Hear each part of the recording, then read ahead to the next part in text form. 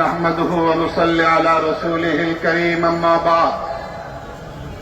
বাংলাদেশে জাতিসংঘের মানবাধিকার কমিশনের কার্যালয় স্থাপনের সিদ্ধান্তের প্রতিবাদে হেফাজতে ইসলাম বাংলাদেশ আয়োজিত আজকের এই বিক্ষোভ সমাবেশের সম্মানিত সভাপতি, উপস্থিত জাতীয় নেতৃবৃন্দ, সংগ্রামী সাথী ও বন্ধুগণ, সাংবাদিক বন্ধুগণ, হৃদয়ে আমাদের সবার রক্তক্ষরণ হচ্ছে। আমরা চরম উদ্বেগ উৎকণ্ঠার মধ্যে সময় পার করছি।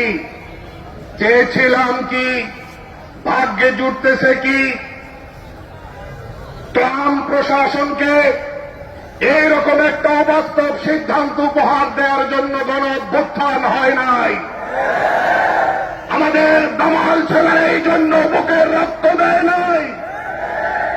আমাদেরকে মনে রাখতে হবে, এই সিদ্ধান্ত বাতিল করবার জন্য, অন্তর্বর্তী সরকারকে বাধ্য করবার জন্য যে কঠোর কর্মসূচি দেওয়া লাগে, হেফাজতে ইসলাম বাংলাদেশ বাধ্য হবে কর্মসূচি ডিক্লেয়ার করতে। আমি পরিষ্কার জিজ্ঞেস করতে চাই, অন্তর্বর্তী সরকারের কাছে প্রশ্ন রাখতে চাই, দক্ষিণ এশিয়ার 8টি দেশ, বাংলাদেশ, ভারত, পাকিস্তান, নেপাল, ভুটান, শ্রীলঙ্কা, মালদ্বীপ, আফগানিস্তান, কোন একটা দেশও এই জাতিসংঘের মানবাধিকার হাই কমিশনের কার্যালয় নাই। কেন? পাকিস্তানের সঙ্গে আপনাদের এত বন্ধুত্বপূর্ণ সম্পর্ক পাকিস্তানে খোলেন নাই। 140 কোটি জনসংখ্যার দেশ ভারতে মুসলিম সংখ্যালঘু নির্যাতন কোন পর্যায়ে আছে? মুসলমানদের উপর অত্যাচারের স্টিম রোলার চলছে। কাশ্মীরের জনতার উপরে অবিরত অত্যাচার চলছে। সেখানে কেন মানবাধিকার কমিশনের কার্যালয় নাই?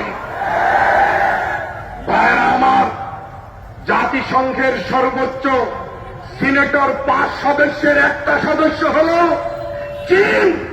চীনের উইঘুরে মুসলমানদের উপরে বর্বরতা চলছে। চীনে কেন এই কার্যালয় নাই?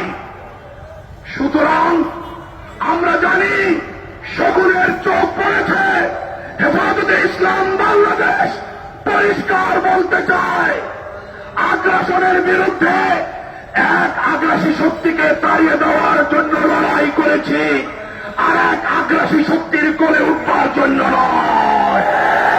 সুতরাং এই আগ্রাসন আর আধিপত্যবাদের বিরুদ্ধে হেফাজত লড়বে। সেই লড়াইয়ে আপনারা কারা কারা প্রস্তুত